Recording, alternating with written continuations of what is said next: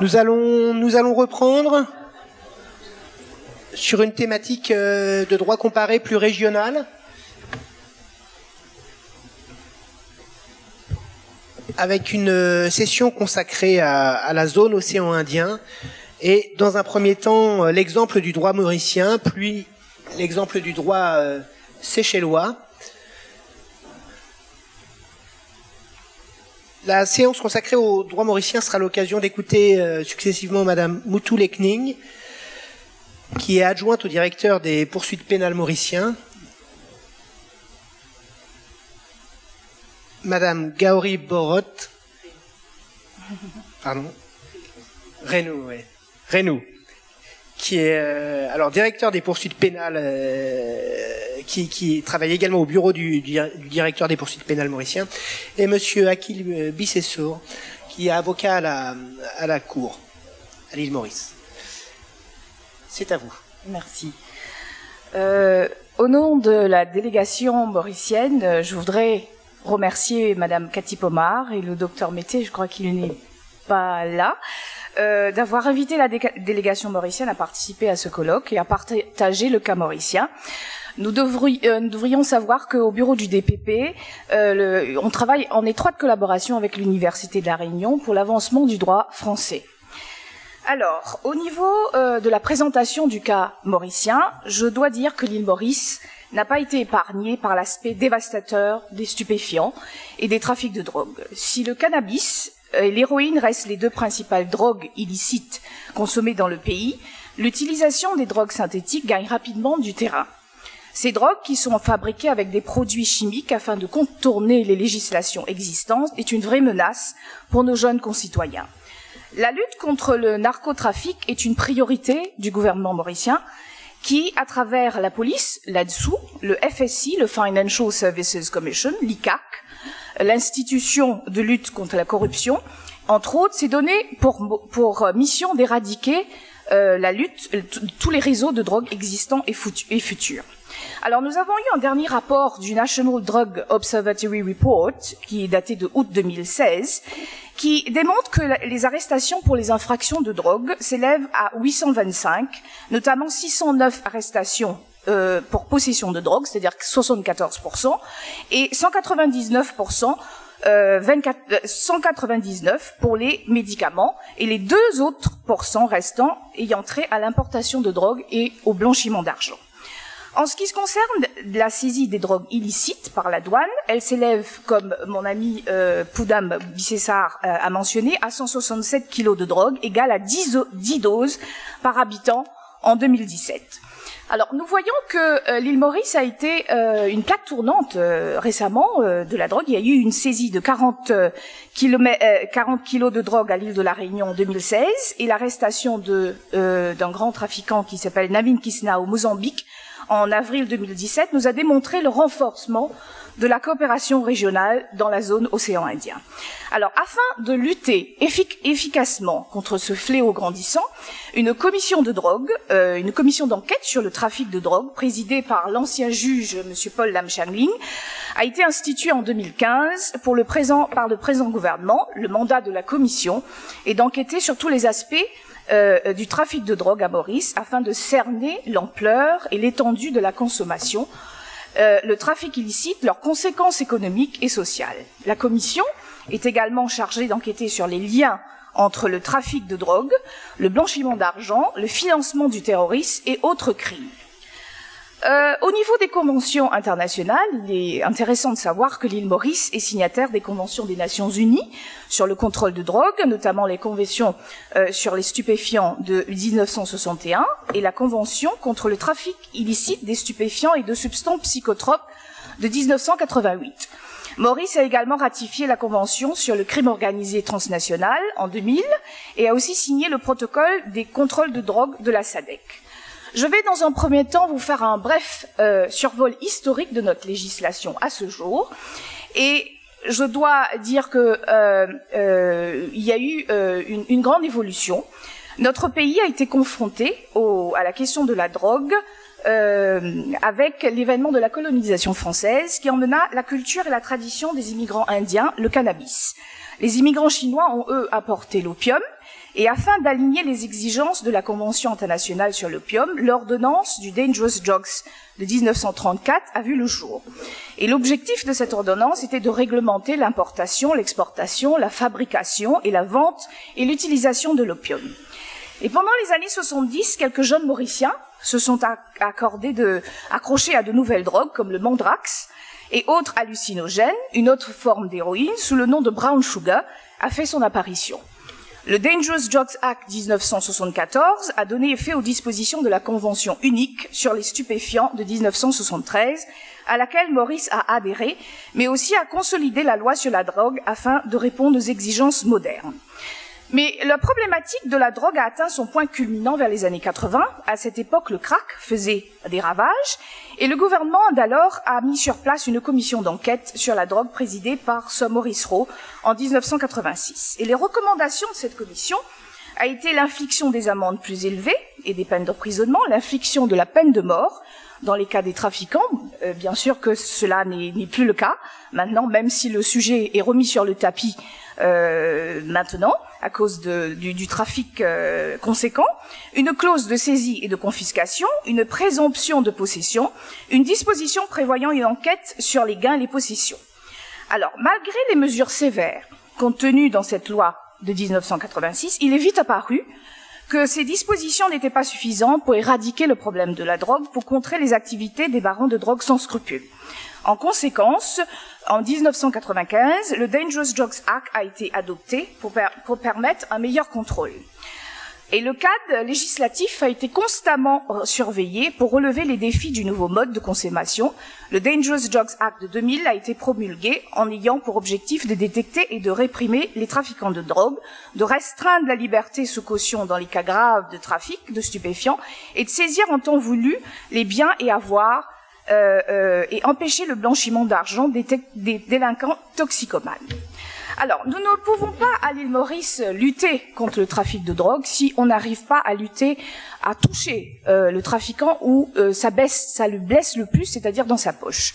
Donc, Maurice a pris ses premières mesures de lutte contre le blanchiment d'argent en 1995 avec l'adoption de la loi sur le Dangerous Drugs 1995 qui érige en infraction pénale le blanchiment d'argent lorsque l'infraction principale est liée au délit de la drogue. Le pays a ensuite adopté le Economic Crime and Anti-Money Laundering Act, qui s'appelle l'ECAMLA, qui a ensuite été remplacé par le Financial Intelligence and Anti-Money Laundering de 2002.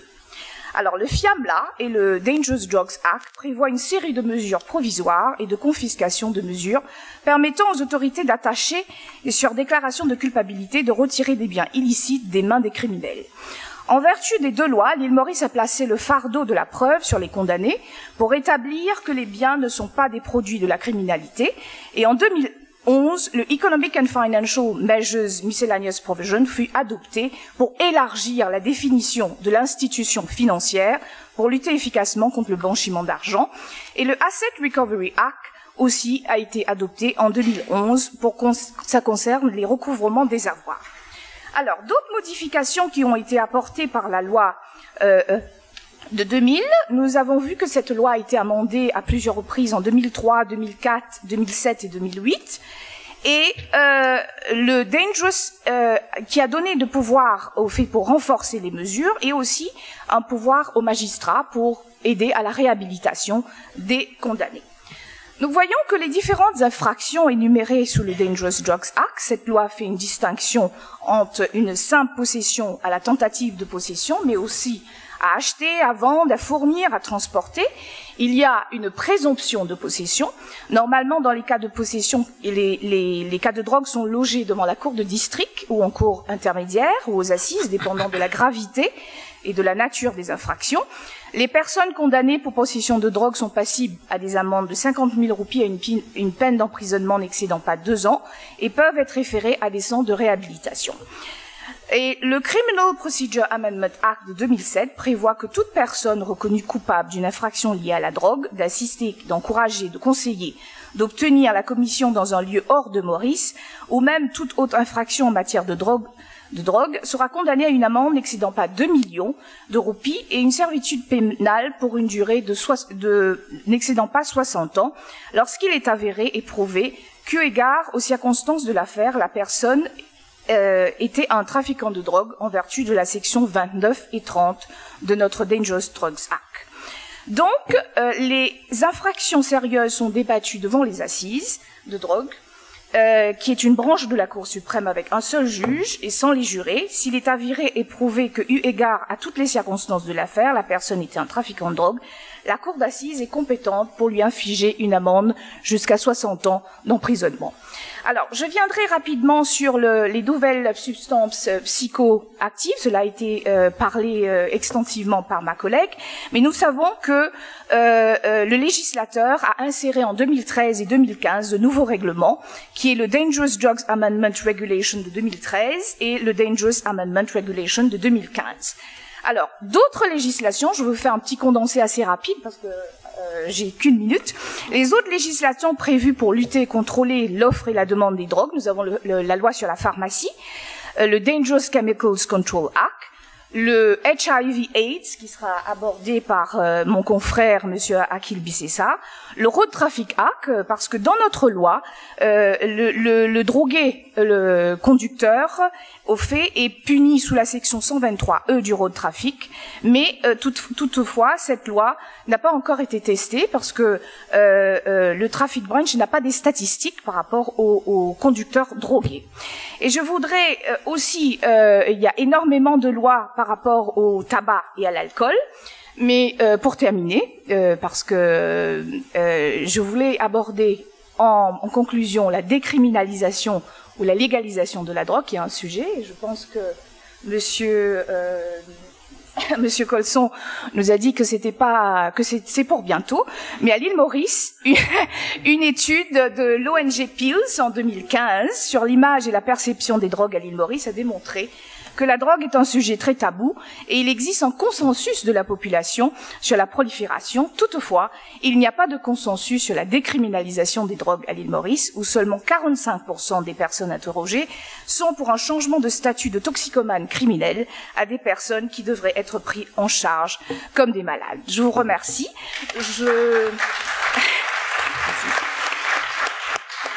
Je passe la parole à ma collègue Gauri Bharat qui va, elle, exposer les problèmes qu'on fait face aux affaires de drogue qui sont logées en cours.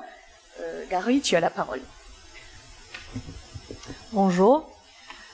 Récemment, j'ai instruit un procès pour trafic de drogue devant la cour d'assises contre un Canadien qui vivait au Thaïlande et qui a importé de la drogue de Madagascar sur les instructions de son partenaire d'affaires polonais, qui lui a été subséquemment arrêté à l'île de la Réunion.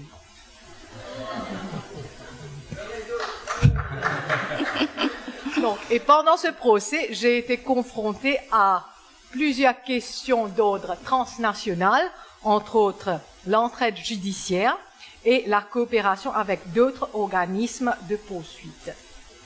Donc, ce qui nous a amené à réfléchir au fait qu'un procureur ne peut plus se limiter à traiter des problèmes domestiques et qu'il est impératif pour nous de comprendre les complexités du processus de justice pénale internationale, surtout dans cette ère de mondialisation. Et en effet, si la lutte contre le fléau de la drogue doit être significative, les enquêtes devront s'étendre hors de la juridiction et les renseignements doivent être partagés entre les pays.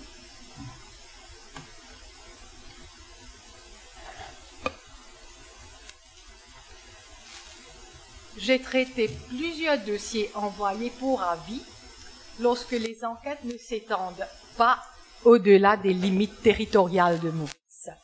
Et récemment, dans une enquête faite à Maurice, après l'arrestation d'un ressortissant sud-africain, il a été constaté que les détails donnés concernant le cerveau en Afrique du Sud, ainsi que le mode de fonctionnement du réseau et les identités des protagonistes impliqués, n'ont pas été considérés par les enquêteurs mauriciens. Et cependant, ces informations sont pertinentes aux pays qui sont simultanément affectés par les infractions transnationales. Et j'aborderai cet aspect au cours de la table ronde.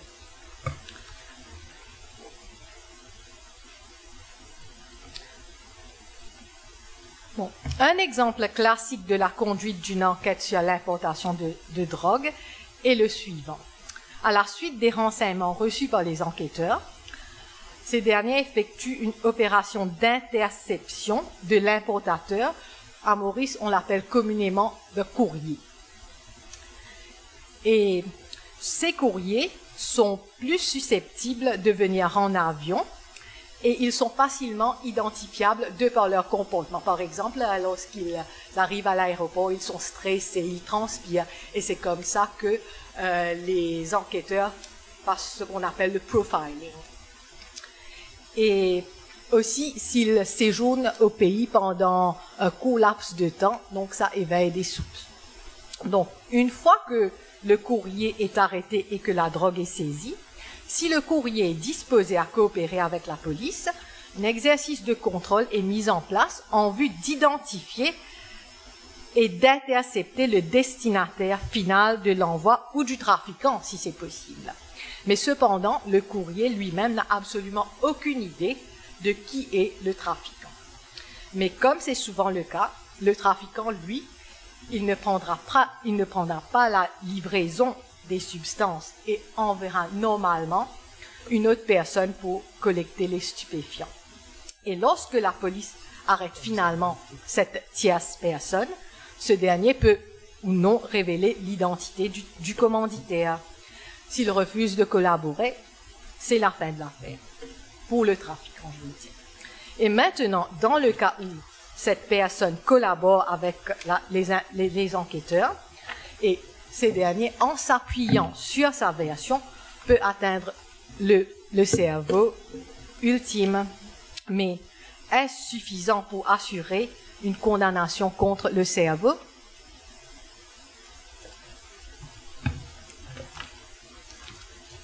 Dans un éventuel procès contre le cerveau, l'affaire dépendrait essentiellement du témoignage de cet intermédiaire, ceci pour établir la culpabilité de cet importateur. Et cette situation est très insatisfaisante parce que nous, la poursuite, on est à la merci de cet intermédiaire. En effet, l'expérience a démontré que très souvent, les procès contre le cerveau commencent après un délai assez long, c'est-à-dire après la condamnation de l'intermédiaire. Et avec le temps, l'intermédiaire a souvent un souvenir fané des incidents qui ne sont pas suffisants pour assurer une condamnation contre le trafiquant. Mais ce qui est plus important, c'est que même si cet intermédiaire est disposé à dire la vérité, il refusera catégoriquement de témoigner par crainte de représailles pour sa propre sécurité en prison et aussi la sécurité de sa famille.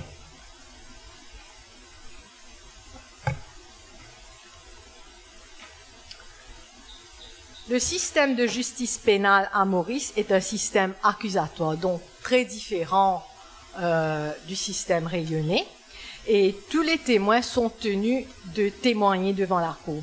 Cependant, il y a des exceptions où certains témoins peuvent témoigner par vidéolink ou à travers une commission rogatoire. Et aussi, il y a une loi spécifique qui permet un témoin qui permet la production du rapport d'un témoin sans que ce dernier vienne en cours. Et un exemple de ce témoin, c'est le forensic expert.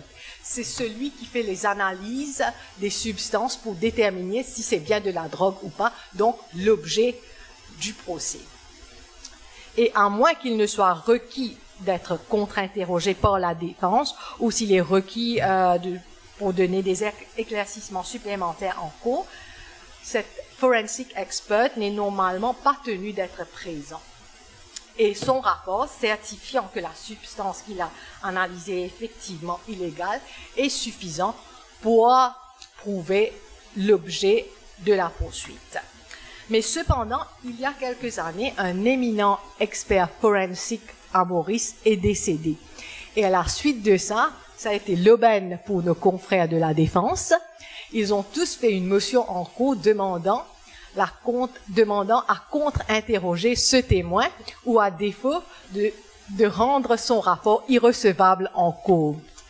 Et le bureau du DPP n'a eu d'autre choix que d'interrompre les procès contre ces accusés afin de renvoyer les substances au Forensic Science Laboratory pour être examinées à nouveau.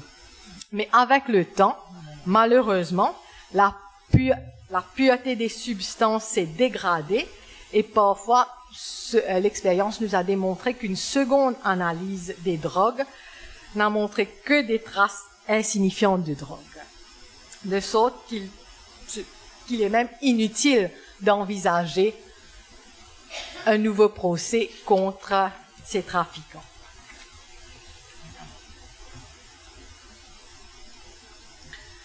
Donc, malheureusement, les prisons à Maurice n'ont pas aidé à la réhabilitation et à la réforme des personnes incarcérées.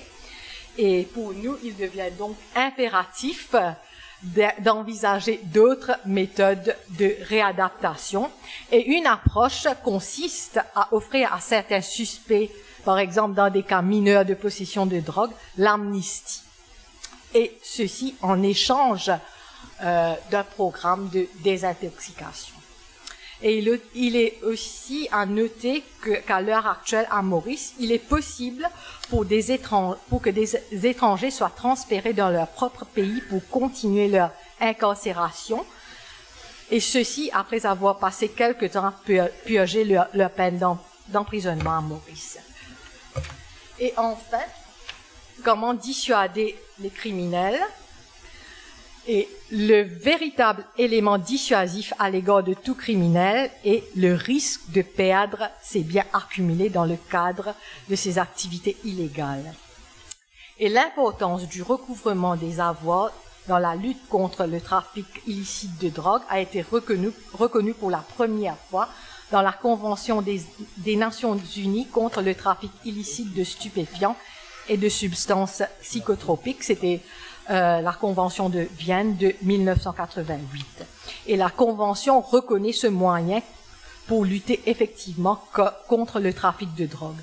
Et l'île Maurice a introduit l'Asset Recovery Act en 2011 et de larges pouvoirs ont été accordés à l'agence d'investigation.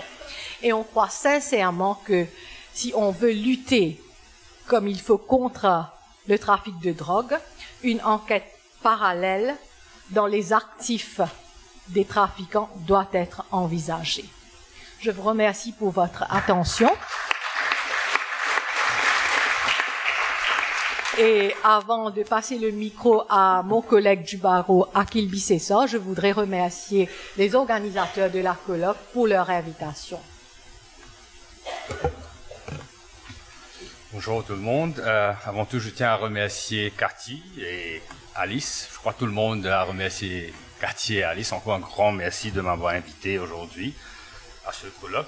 Bon, c'est pas donné tous les jours de me retrouver à côté d'un juge. Normalement, le juge est devant, un peu en haut. Et de l'autre côté, j'ai deux consoeurs, deux aînés au barreau.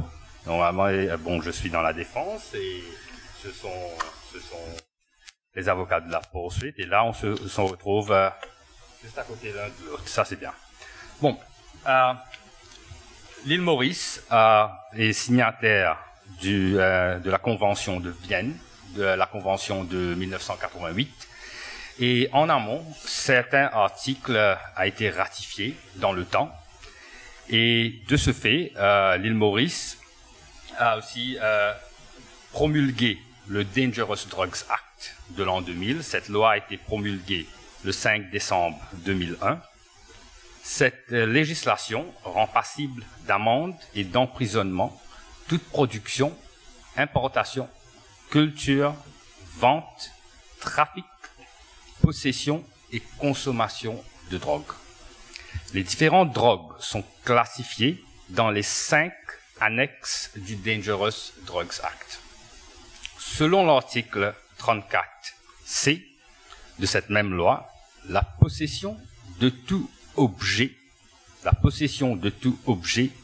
utilisé pour consommer une drogue listée, c'est-à-dire une drogue listée sous une des 5 annexes, constitue un délit qui est passible à une amende ne dépassant pas 50 000 roupies, c'est-à-dire 1 250 €, et à une peine d'emprisonnement ne dépassant pas les 2 ans.